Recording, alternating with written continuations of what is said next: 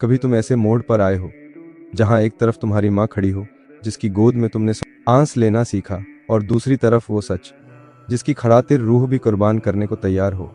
फिर तुम किसे चुनते? यही इम्तिहान आया साद इब्न अबी वक्कास रज़ियल्लाहु अन्हु की जिंदगी में। एक ऐसा इम्तिहान जो आज भी हर उस शख्स को झंझोड़ देता है जो सच्चाई की राह पर चलने की कही मत समझता है। जब सद रज़ियल्लाहु अन्हु ने इस्लाम कबूल किया, वो खड़ूस थे। उनके चेहरे पर सुकून था, मगर घर पहुंचे तो माँ के चेहरे पर सख्ती थी। माँ ने कहा, साद, क्या ये सच है कि तूने अपने बाप दादा के दीन को छोड़ दिया? साद ने नरमी से जवाब दिया, अम्मी, मैंने कोई बुराई नहीं की, मैंने उस रब को अपनाया है जिसने तुझे भी पैदा किया और मुझे भी। माँ का चेहरा तमतमा उठा। उन्होंने कहा, अगर तू इस दफे दीन को नहीं छोड़ता तो मैं खाना पीना छोड़ दूंगी, यहाँ तक कि मैं मर जाऊंगी। फिर लोग तुझ पर इल्ज़ाम लगाएंगे कि तू अपनी माँ का कड़ातिल है। साद रज़ियल्लाहु अन्हु का दिल कांप गया। माँ जिसने उसे पाला था अब उसके ईमान की दुश्मन बन रही थी। मगर उन्होंने आंखें झुकाकर कहा, अम्मी, अगर तेरे पास 100 जान हों और वो एक एक करके निकल जाएं, तब भी मैं इस्लाम को नहीं छोड़ूंगा। ये अल्लाह और उसके रसूल का दीन है, इससे पीछे हटने का सवाल ही नहीं।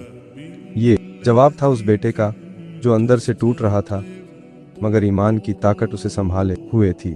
उसी वक्त नाजिल हुई ये आयत, और अगर वो माँ बाप तुझ पर जरूर डाल हैं कि तू मेरे साथ किसी को शरीक ठहराए जिसका तुझे कोई इल्म नहीं, तो उनकी ना फरमानी कर, मगर दुनिया में उनके साथ अच्छे तरीके से पेश आ।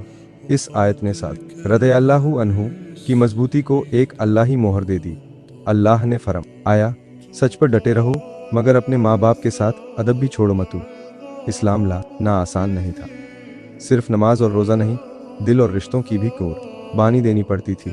साद रज़ियल्लाहु अन्हु ने एक माँ को रजामंद करने की जगह रब की रज़ा को चुना, और अल्लाह ने उन्हें ऐसा मकाम दिया कि रसूल अल्लाह सल्लल्लाहु अलैहि वसल्लम ने फरमाया, साद वो हैं जिनकी दुआओं से आसमान ही लते हैं। क्या तुमने कभी ऐसा गुस्सा महसूस किया है जो दर्द से निकला हो, ना अपने लिए ना बदले के लिए, सिर्फ इसलिए कि कोई तुम्हारे रब की तौहीन करे? अब सोचो, अगर वो गुस्सा तुम एक मासूम सी तबीयत में देखो जो कभी परिंदों की देखभाल करता था, अब वही साद रज़ियल्लाहु अन्हु हाथ में तलवार ले रहा है। क्यों? क्योंकि अब बात उस रब की हो रही है जिसकी मोहब्बत साद के दिल की रगों में दौड़ रही थी। जब साद रज़ियल्लाहु अन्हु ने इस्लाम कबूल किया तो मक्के में हालात दिन ब दिन खराब होते जा रहे थे। मुशरिकीन इस्लाम को मिटाने की कसम खा चुके थे, और मुसलमान छुपकर नमाज पढ़ते, रात के अंधेरे में मिलते और हर रोज़ ताज़ा जुल्म सहते। एक दिन सद रज़ियल्लाहु अन्हु अपने चंद साथियों के साथ एक खालियों घाटी में थे जहां वो मिलकर अल्लाह का जिक्र कर रहे थे। अचानक कुछ मुशरिक मक्का से आ धमके। वो चीखे, तुम लोग अब भी इस पर एबी मोहम्मद सल्लल्लाहु अलैहि वसल्लम की बात मान रहे हो? और उन्होंने पत्थर उठाए मुसलमानों पर हमला कर दिया। सद रज़ियल्लाहु अन्हु का दिल दहल गए लेकिन आंखें जल उठीं। अब सब्र टूट चुका था। उन्होंने जमीन से एक ओंटी हुई ऊंची हड्डी उठाई और एक मुशरिक के सिर पर दे मारी। वो गिर पड़ा और खून बह निकला।